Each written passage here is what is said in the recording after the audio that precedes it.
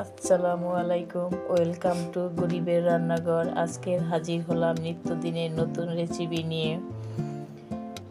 ট্যাংরা মাছ আলু টমেটো দিয়ে ঝোল।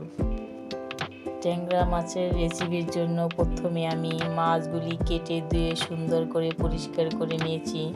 দেখতেই পাচ্ছেন মাছগুলি কত সুন্দর করে পরিষ্কার করেছি। এর ভিতরে আমি একটু লবণ, সামান্য একটু হলুদ মরিচ মাখিয়ে ভেজে নিব।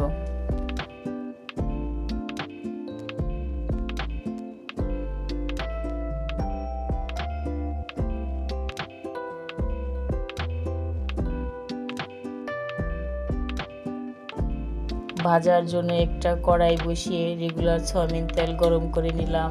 এর ভিতর দিয়ে দিব ম্যারিনেট করা বা মাখানো মাছগুলো।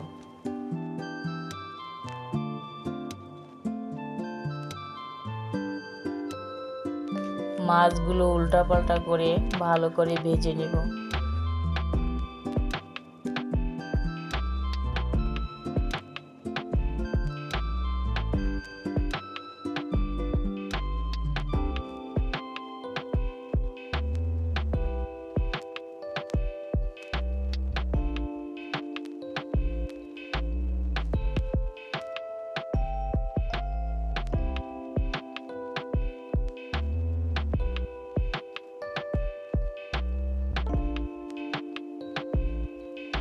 চুলায় একটা কড়াই বসিয়ে ভাজা মাছের অবশিষ্ট তেলগুলো আমি কড়াইয়ের ভিতরে দিয়ে দিব। এর সাথে আরেকটু রেগুলার তেল অ্যাড করে নিব। তার ভিতরে আমি দিয়ে দিব হাফ কাপ পরিমাণ পেঁয়াজ কুচি, 1 চামচ পরিমাণ আদা রসুনের পেস্ট, একটা পাকা টমেটো কুচি। ভালো করে ভেজে নিব। ভেজে একটু পানি অ্যাড করে দিলাম। এখন আমি মশলার উপকরণগুলো একে একে দিয়ে দিব।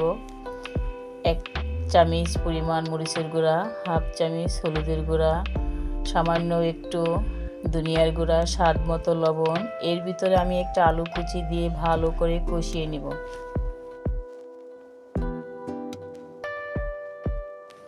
আলুটা কষানো হলে এর ভিতরে আমি একটু পানি অ্যাড করে দিব। পানিটা বলক আসলে এর ভিতরে ভেজে রাখা মাছগুলি দিয়ে ভালো করে নেড়েচেড়ে দিব।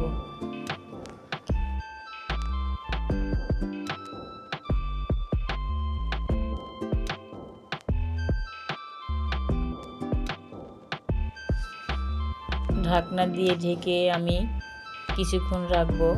কিছুক্ষণ পর পর ঢাকনা তুলে নেড়েচেড়ে দিব। পানিটা শুকিয়ে আসলে মনে করতে হবে রেসিপিটা পারফেক্ট হয়েছে। এর ভিতরে আমি ভাজা জিরা বা গরম মশলার গুঁড়া দিয়ে দিব। ভালো করে নেড়েচেড়ে নামিয়ে পরিবেশন করে নেব। তৈরি হয়ে গেল ট্যাংরা মাছের ঝোল রেসিপি। আমার রেসিপিটি ভালো লাগলে বাসায় একবার হলেও ট্রাই করবেন। আমার ভিডিওটি ভালো লাগলে লাইক, কমেন্ট ও সাবস্ক্রাইব করে দিবেন।